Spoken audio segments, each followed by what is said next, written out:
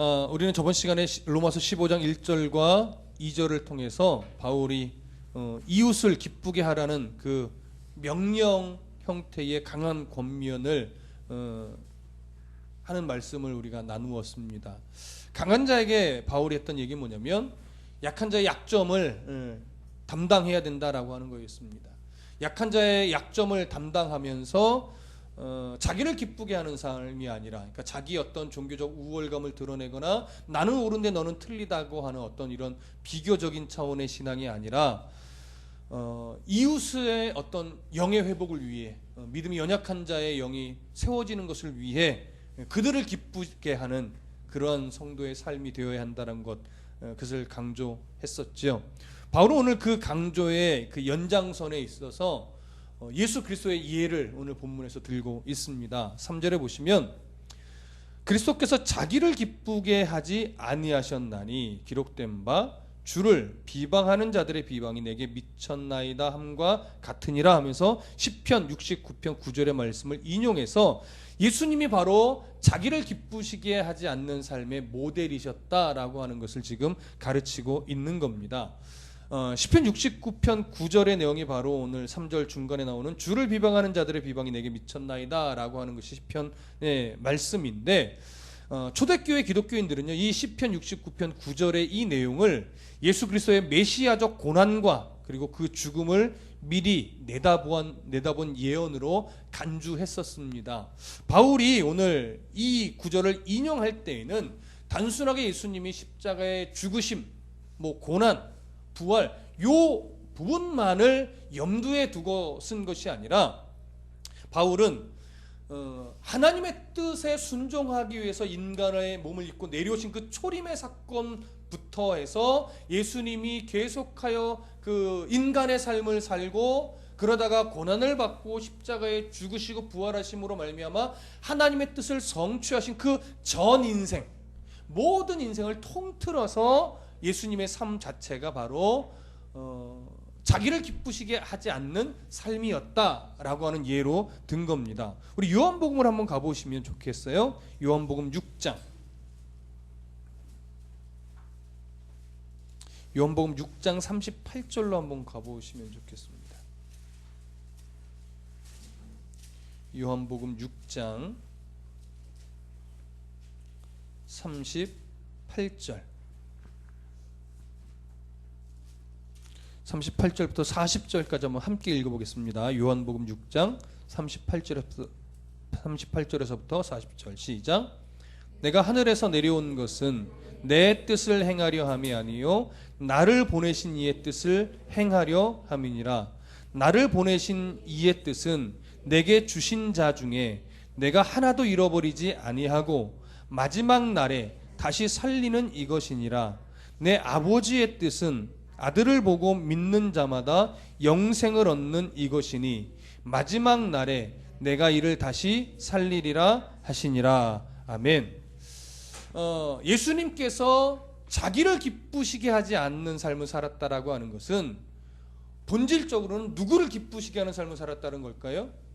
하나님을 기쁘시게 하는 삶을 살았다라고 하는 거예요.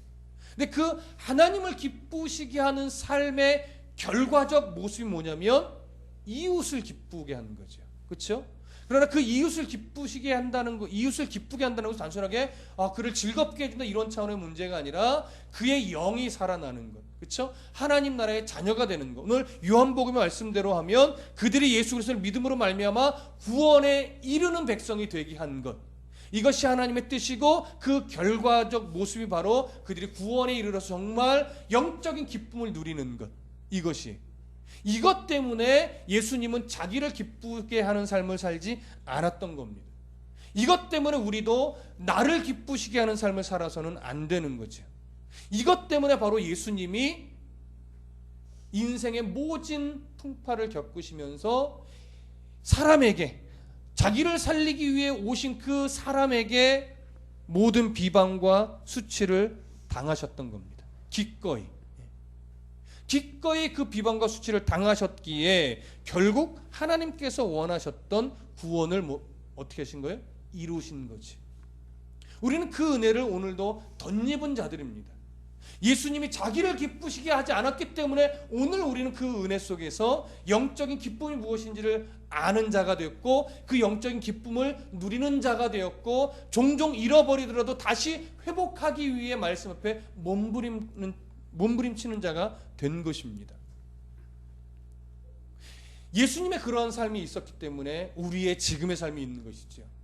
여러분, 예수님의 삶을, 성경에 기록된 예수님의 삶을 꼼꼼히 뜯어보다 보면 아주 중요한 특징이 하나 있는데, 예수님은 이 땅에 오셔서 자기 자신이 얼마나 옳은 자인가를 증명하는 삶을 살지 않았습니다. 무슨 말씀인지 아시겠습니까? 내가 얼마나 의로운 자인지 아니? 내가 얼마나 의로운 자인데도 너희를 위해서 온 사람이야 라고 하면서 자기를 드러내거나 자기의 의를 증명하거나 자기의 옳음을 증명하는 데 시간을 보내지 않으셨어요. 오직 예수님의 옳음은 무엇으로 세상 가운데 드러냈냐면, 하나님의 뜻에 순종하여 구원에 이르게 하는 그 역할을 감당하는 것. 세상이 손가락질하고 비방하고 업신여기고 매질을 하고 채찍을 때리고 못을 박는 그러한 비방과 조롱과 침뱉음이 있다 할지라도 그것에 대응하고 반응하는 것이 아니라, 오히려 그런 그들을 위해, 그렇게 악한 더 이상 악할 수 없는 그런 백성의 죄의 모습을 갖고 있음에도 불구하고 하나님의 뜻을 위해 기꺼이 그들에게 생명을 내어주는 모습으로 그렇게 삶을 살아내셨다라고 하는 겁니다. 그래서 구원을 이루신 거죠. 이게 바로 자기를 기쁘게 하지 않고 이웃을 기쁘게 하라는 말씀의 본질입니다. 예수님은 그 본질을 정말로 너무나 우리식 표현으로 멋지게 이루어내신 분입니다. 그래서 바울은 오늘 그 예수 그리스도의 그 모습을 모델로 삼아 우리도 본받으라고 하는 겁니다. 그렇다고 해서 우리가 일부러 사람에게 비방과 수치를 당할 필요는 없습니다. 여기서 말하는 비방과 수치를 당해야 된다는 것은 뭐냐면, 믿음이 연약한 성도, 이웃을 기쁘게 하기 위해, 믿음이 연약한 성도를 더 견고하게 세우기 위해 때로는 비방과 수치도 감수할 뭐를 하라? 각오를 하라는 거지, 굳이 일부러 비방과 수치를 받아야만 이웃을 기쁘시게 하는 거다, 이런 차원의 내용은 아니라고 하는 거예요. 그래서 믿음이 강한 성도들은, 그리고 지금 이렇게 수요 예배에 참석하여 말씀 앞에 무릎 꿇고 있는 우리들은 더 무엇을 위해 있어야 되냐면, 우리보다도 믿음이 연약한 그 형제들의 영적 유익을 위해서 기꺼이 나를 즐겁게 하려는 욕망을 뭐예요? 포기할 수 있는 용기를 가져야 하는 겁니다. 신앙생활을 오래 하고 또 교회 생활을 한 교회에서 오래 하다 보면 우리가 종종 어떤 생각이 드냐면, 내가 교회에서 이 정도 섬겼으면 교회가 나를 이 정도 위치에서 대우를 해야 되지 않겠어? 뭐 이런 식의, 이런 류의 생각을 갖게 되는 경우가 있어요. 그러다가 종종 나보다 이 교회에 말하자면 늦게 왔는데, 마치 저 사람이 나보다 좀 더 고급한 위치에 세움을 받게 되는 듯 싶으면 어느 순간 섭섭하다고 하는 마음이 생기게 돼요. 나는 지금까지 정말 군소리 안 하고 이렇게 섬겨왔는데 저 사람은 뭐라고 벌써부터 저런 위치에서 봉사하고 섬기고 또 일을 해? 내가 저 사람보다 못한 게 뭐야? 뭐 이런 식의 마음이 충분히 생길 수 있어요.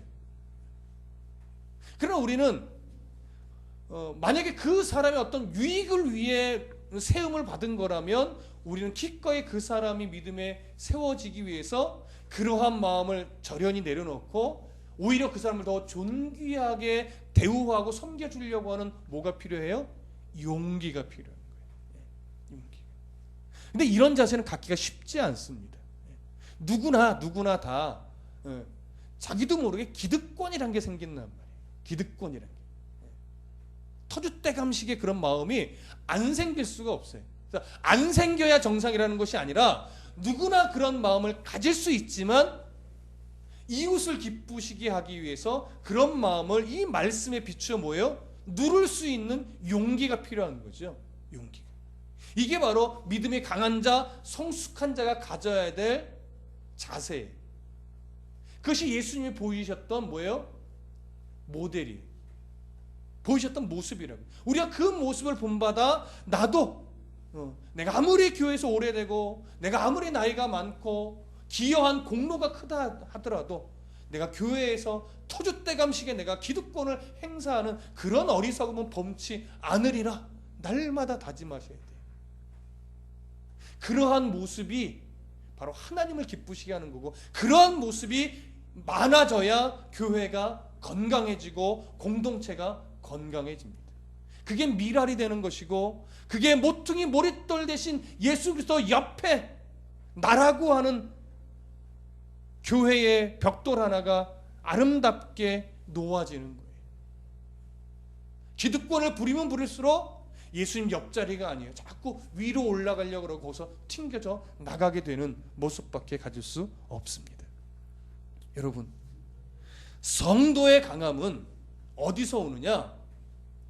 예수님의 강함이 자기 의를 드러내지 않고 하나님의 뜻에 순종한 기꺼이 고난의 자리로, 죽음의 자리로 자기를 내어놓으셨을 때 정말로 강한 하나님의 구원을 이루어내셨던 것처럼, 성도의 강함은 하나님으로부터, 교회로부터 어떤 독립적인 신앙을 갖는 것이 아니라 철저하게 하나님 앞에 의존된 신앙을 가질 때 그 성도는 강해집니다.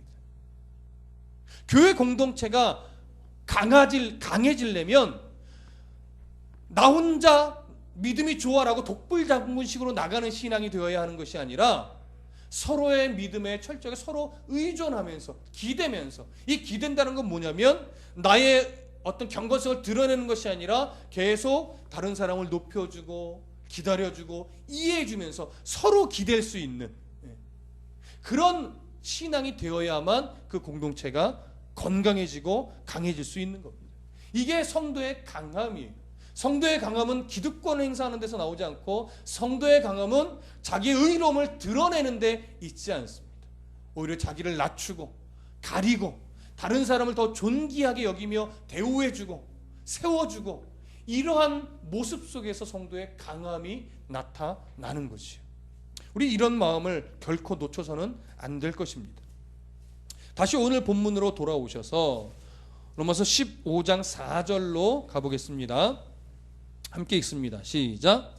무엇이든지 전에 기록된 바는 우리의 교훈을 위하여 기록된 것이니 우리로 하여금 인내로 또는 성경의 위로로 소망을 가지게 함이니라. 여기 보시면 무엇이든지 전에 기록된 바라고 하는데, 이 전에 기록된 바는 뭐냐면 바로 구약 성경을 말합니다. 구약 성경에 기록된 모든 하나님의 약속들, 이것이 바로 전에 기록된 거예요. 그리고 우리의 교훈을 위해 기록된 거라고 할 때 그것은 뭐냐면 우리의 구원을 위해, 그리고 구원된 백성의 성숙함을 위해 우리에게 뭐예요? 약속하신 그 모든 것들을 말해요. 그 약속한 것들을 바르게 보면 우리에게 뭘 줘요? 인내할 수 있는 힘을 주고, 그 다음에 위로받을 수 있는 은혜가 그 안에 담겨 있다라고 하는 거예요. 그러니까 성경을 바르게 알면, 성경에 기록된 하나님의 마음을 깨닫게 되면 그 안에 위로가 있고 그 안에 인내할 수 있는 힘이 생겨난다라고 하는 겁니다. 그리스도인들은 어쩔 수 없이 하나님의 약속을 붙들고 사는 자들이기 때문에 이 적대적인 세상 속에서 고난과 핍박과 억울함을 당할 수밖에 없어요. 그 속에서 성도의 강함은요, 내가 누군 줄 알아? 이렇게 핏대 올리는 데서 나타나는 것이 아니라 성경에 있는 그 약속을 가슴에 새기고 오히려 그런 상황을 의연하게 대처해 나가는 그런 모습 속에서 성도의 강함이 나타나는 겁니다. 그렇기 때문에 성경을 바로 알아야 위로가 있고, 성경을 바로 알아야 인내할 수 있는 힘이 생기는 겁니다. 그러면 이러한 인내와 위로를 주는 이 성경의 소망이 뭡니까? 궁극적으로 아까 얘기했지만 영생의 소망이에요. 내 인생의 궁극적인 목적지가 이 땅이 아니라 영원하신 하나님 나라에, 그 하나님이 나와 함께 동행해 주시고 함께 대화 나눠 주시고 함께 호흡을 같이 할 수 있는 그 새하늘과 새 땅에 나의 이름이 기록되어 있다라고 하는 이것, 이 가치, 이것이 우리를 뭐예요? 인내하게 하고 소망을 갖게 하는 거예요. 여러분, 이 가치가 없고 그저 땅에만 목적을 둔 인생이라면 예수 믿는다고 위로가 되지 않습니다. 아시잖아요. 11조 잘한다고 물질에 복 받는 것 아닌 것 아시잖아요. 교회 봉사 많이 한다고 하나님이 자녀의 복 주는 거 아니라는 것 아시잖아요. 제가 말씀드린 그런 복은 뭐냐면 세상에서 그렇게 잘 나가는 복을 말하는 거예요. 그렇죠? 그렇지 않아요. 하나님이 주신 복이라는 건 뭐냐면 자녀든 부모든 세상 속에서 정말 진정한 가치를 알고 세상에 매이지 않고 하나님이 자기에 주신 그 삶을 의연하게 걸어가는, 그래서 어떤 환경과 형편이든 감사를 잃지 않고 하나님 나라의 소망 가운데 주신 재능을 바르게 쓸 줄 알고 주신 물질을 바르게 쓸 줄 알고 주신 건강을 바르게 쓸 줄 아는 그런 삶을 살아가는 것, 이것이 진짜 복이죠. 근데 그 복을 원하지 않고 정말 땅에서 잘 되는 복만을 원한다면 예배가, 교회가 위로가 될 수 없다라고 하는 것이죠. 아마 위로가 아니라 맨날 배만 아플 거예요. 왜요? 교회에서 그런 류의 복을 받는 사람은요, 손가락에 꼽아야 몇 안 돼요. 특히 간증 다니는 사람들, 내가 이렇게 고난 속에 있다가 하나님 앞에 이렇게 삶을 살았더니 하나님이 우리 자녀를 이렇게 높여주셨어요. 우리의 사업을 이렇게 크게 해주셨어요. 간증하잖아요. 그렇죠? 저는 물론 그런 류의 간증을 별로 좋아하지 않는 목회자인데 그런 간증이 틀렸다는 얘기는 아니에요. 그러나 그런 간증을 하는 사람이 한국교회 몇 명이 되겠냐고요. 보편적일까요? 그런 간증을 하는 것들이 보편적이지 않아요. 특별한 경우에 우리에게 뭔가 동기부여를 해주려고 그러한 성도가 있는 것이고, 때로는 그 성도가 불쌍하다기보다 그 성도의 어떤 영적인 도움을 위해 하나님이 그런 일을 주시는 거고, 때로는 어떤 특별한 계획을 그에게 하나님이 가지셨기 때문에 그런 복을 주는 것이지, 그런 간증의 어떤 원리가 보편적이지 않습니다. 나도 그렇게 살면 하나님이 그런 복을 주실까? 안 주십니다. 일찌감치 포기하십시오. 그렇게 해서 복 주실 것 같으면 이미 주셨습니다. 그런 복을. 무슨 말씀인지 아시겠죠? 그러니까 성도가 소망해야 되는 진짜 복의 본질이 뭔가를 알 때, 그리고 그 복의 가치가 얼마나 큰 건지를 알 때, 내가 기대하는 땅의 복을 좀 안 주신다고 내가 낙심하거나 절망할 이유가 없다라고 하는 것이죠. 그 복의 가치를 알고 그 복이 이미 내게 주어졌고 내 이름이 그 복에 걸맞게 하늘 생명책에 기록됐다라는 사실을 알면 오늘 우리의 삶의 한 걸음이 좀 무거울지라도 얼마나 가치 있는 발걸음인가를 알게 되니까 위로가 되죠. 그러니까 뭐예요? 더 불편해지더라도 인내할 수 있는 힘이 거기서 나오는 것입니다. 그런데도 불구하고 알면서도 종종 가슴이 무너지고 마음이 무너지고 때로 절망감에 사로잡히는 이유는 뭐냐면 내 심령 속에서 그 가치를 자꾸 놓치고 잊어버리기 때문에 그래요. 여러분, 안 잊어버릴 수는 없습니다. 안 놓칠 수는 없습니다. 그러나 놓칠 때마다 그 절망스러운 가슴을 끌어안고 예배의 자리에 나오는 성도가 그래서 복된 거예요. 왜? 말씀이 그걸 다시 일깨워 주니까. 그래서 다시 하나님 나라의 소망을 갖게 하니까. 그래서 다시 낙심됐던 마음이 위로를 얻고 다시 인내할 용기를 갖고 또 한 걸음을 걸어갈 수 있게 하니까. 그래서 예배의 자리에 나오는 여러분들이 참 소중하고 복된 거예요. 이 자리에 앉아있다는 것 자체가 내가 참 복받은 사람이구나.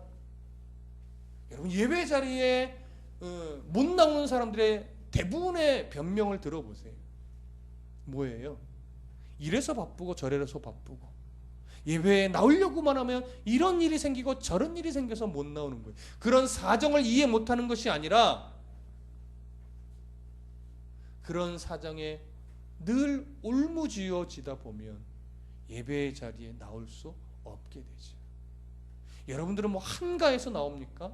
여러분들은 안 피곤하니까 나와요? 늘 시간이 너무 남아 돌아서 내가 이 시간을 예배의 자리라도 가서 내가 내 이 정말 할 일 없는 시간을 때워야 되겠다, 여러분. 그러고 오십니까? 아니라고요. 이 시간에 여러분 다 쉬고 싶고 가서 따뜻한 밥 먹고 따뜻한 아랫목에 몸 좀 녹이면 더 좋아요. 건강상 더 좋습니다. 근데 나오는 이유는 뭐예요? 나의 연약함을 알기 때문에. 그래서 말씀을 한 구절이라도 내가 더 듣고, 그래서 부서지고 위로받고 그 다음에 용기를 얻어야 되기 때문에 그래서 나오시는 거잖아요. 그래서 복된 거라고요. 말씀 안에 그 위로가 있기 때문에. 여러분 5절 보세요. 15장 5절 함께 읽어볼까요? 시작. 이제 인내와 위로의 하나님이 너희로 그리스도 예수를 본받아 서로 뜻이 같게 하여 주사. 자, 여기 보면 바울이 이렇게 연결해요. 인내로 또는 성경의 위로로 소망을 가지게 함이니라 하면서 이제 인내와 위로의 하나님이, 이 얘기는 뭐냐면 우리에게 진짜 인내와 위로를 주실 수 있는 그 원천이 누구냐? 하나님밖에 없다라고 하는 것을 보여주는 거예요. 우리에게 정말 위로하실 수 있는 분, 우리에게 정말 인내할 수 있는 힘을 주실 수 있는 분은 하나님밖에 없다라고 하는 거예요. 그래서 그 하나님께, 그 인내와 위로의 하나님께 부탁하는 거예요. 간구하는 거예요. 뭐라고요? 너희로 그리스도 예수를 본받아 서로 뜻이 같게 하여 주시길 원한다는 거죠. 그리스도 예수께서 자기를 기쁘시게 하지 않는 삶을 살았던 것처럼 그 인내와 위로의 하나님이 믿음의 백성들에게 정말로 소망을 주셔서 자기만을 위한 삶을 사는 것이 아니라 이웃을 기쁘시게 하는 삶을 살아야 된다는 그 본질적인 방향에 있어서 같이 서로 함께 갈 수 있도록 하나님 도와달라고 하는 거예요. 그 도움은 내 힘만으로 안 된다는 거죠. 하나님이 뭐 해야? 도와주셔야만 가능하다는 것을 보여주는 거예요. 그래서 예배의 자리에 나온 여러분들이 소중하다고 하는 거예요. 말씀으로 그걸 자꾸 깨우치고 기억해내고 또 가슴에 새기기 때문에 방향을 같이 가는 거예요, 여러분. 저희 교회는, 우리 교회는 앞으로도 계속해서 주일 오전 오후 예배를 가능하면 중학생 이상이라면, 초등학생까지면 더 좋지만 최소한 중학생 이상부터는 같이 계속 드리려고 해요. 중학생이나 청년의 모임을 따로 갖더라도 예배만큼은 같이 가려고 그래요. 가능한 대로 최대한. 왜냐? 그래야 신앙의 색깔이 같아져요. 그래야 신앙의 방향성이 같아진다고요. 한 말씀을 함께 듣고 그 말씀을 함께 가슴에 새기기 때문에 비록 아직은 어려서 듣기를 불편해하고 싫어할 수도 있어요. 뭐 저희 자녀도 가능하면 뭐 빼먹으려고 하는데, 그럼에도 불구하고 콩나물이 그 끝에 맺힌 방울 하나로 계속 자라듯이 말씀은요 버려지지 않습니다. 결국 한 말씀 한 말씀이 100마디 말 중에 한마디 한마디가 가슴에 남더라도 그것이 쌓이면 신앙이 자라는 거예요. 그래서 할 수 있는 대로 부모와 자녀가 함께 예배드리고 함께 말씀을 듣고 함께 성경을 읽는 것은 너무나 중요합니다. 애쓰십시오. 아이들이 머리가 커가면 더 귀찮아하고 더 싫어할 거예요. 그때 우리가 지혜를 구해야 돼요. 하나님, 우리 자녀와 함께 예배드릴 수 있도록 도우시고 자녀의 마음을 하나님 더 말씀 가까이로 끌어주세요. 하나님이 안 도우시면 아무리 부모가 끌어다 앉혀놔도 소용이 없어요. 금방 뛰쳐나갑니다. 늘 목회자도 늘 그게 걱정이에요. 이놈의 자식이 정말 청년이 되고 어른이 돼서 믿음을 잘 지켜낼 수 있을까? 맨날 술만 처마시고 교회 나가기 싫다고 해서 독립하더니 이제 아예 교회도 발걸음 안 하는 그런 인간이 되지는 않을까? 저도 늘 걱정이고요. 이미 그렇게 실패한 목회자들의 얘기를 들었기 때문에 저도 늘 걱정인 거예요. 뭐 여러분들도 마찬가지죠. 그렇죠? 그래서 지혜가 필요하고, 그래서 부모의 기도가 필요하고, 그래서 끊임없이 할 수 있는 대로 말씀의 자리로 함께 나오는 애씀이 그래서 필요합니다. 그래야 본질적인 신앙의 방향에 있어서 하나가 되는데, 오늘 로마 교회 성도들 안에 그 유대인 기독교인들과 이방인 기독교인들 안에도 그 믿음의 방향성이 같아지기를 지금 간구하고 있는 거예요. 믿음의 방향성이 같아진다라고 하는 얘기는 오늘 본문 안에서는 기본적으로 음식을 먹는 문제, 절기를 지키는 문제에 있어서 똑같이 되라 이런 것이 아니라 먹든 안 먹든 절기를 지키든 안 지키든 서로가 서로에게 내가 자기를 기쁘시게 하지 않고 주를 위해 하나님의 뜻을 이루기 위해 이웃을 기쁘시게 하는 삶을 살아가는 게 옳은 거구나 하는 것을 알고 그렇게 살기 위해 애쓰는 방향성, 이것에 있어서 같아지기를 소원하는 거예요. 그러면 서로 이해하게 되고, 그러면 서로 용납해주게 되고, 그러면 서로 기다려주게 돼요. 그러면 연약한 믿음 쪽에서 더 깊어지게 되겠죠. 그러다 보면 뭐예요? 먹는 문제까지도, 절기를 지키는 문제까지도 같은 색깔이 되어 가겠지요. 그러나 그렇게 되기까지는 뭐예요?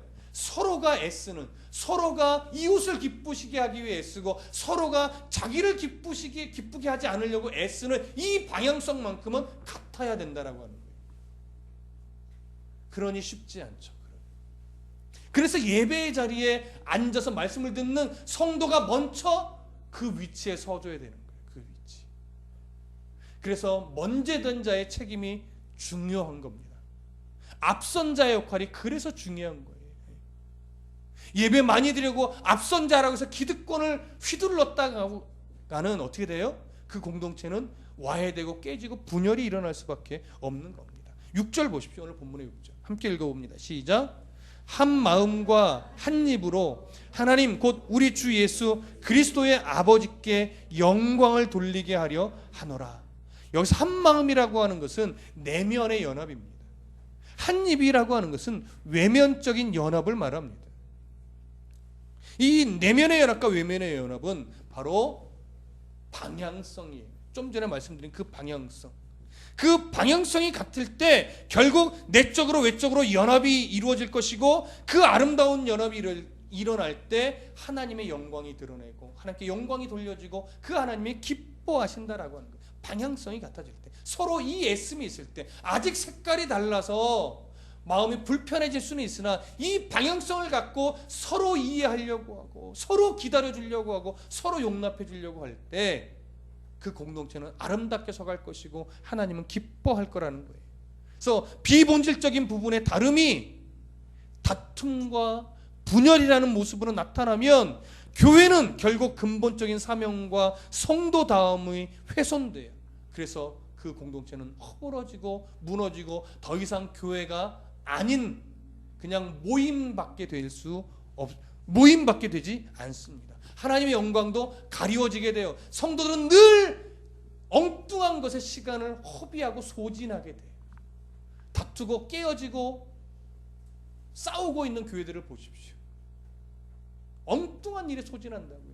고소하고 고발하고 데모하고 으쌰으쌰하고 프랭카드 막 벌려놓고서 누가 옳으니 네가 옳으니 저런 목사 강단에서 내려와야 되느니 지금 이런 것들로 시간을 허비한다고요. 하나님 나라의 의를 위해 지금 할 일도 태산인데 성도답게 살아가는 일에, 자기의 삶의 현장에서 성도답게 살아가는 일에 더 애써야 되는데 세상에서 욕먹을 일들에만 더 소진하고 힘 빼고 있어요. 교회를 세워가는 일에는 지금 힘쓰지를 못하고 있다고요. 그게 속상한 거예요. 그게 안타까운 거예요. 비본질적인 부분의 다름이 오늘 본문의 말씀처럼 이해와 용납과 기다림이라는 모습으로 덮여지고 싸매어질 때 교회는 근본적인 사명을 이룰 수 있습니다. 성도의 아름다운 그 옷을 입게 됩니다. 이런 모습이 있을 때 결국 하나님의 그 영광은 더욱 아름답게 만들어질 것이고 그 교회는 더 아름다운 연합을 이루게 될 것입니다. 이것이 바로 교회가 회복해야 될 본질이고 교회의 여러 색깔의 성도들이 한 방향으로 회복해야 될 방향성입니다. 그 방향성을 앞으로 만들어가고 세워가고 이루면서 건강한 교회요, 아름다운 연합을 이루는 공동체로 만드는 그 일에 저와 여러분들이 먼저 앞장서실 수 있으면 좋겠습니다. 기도하겠습니다.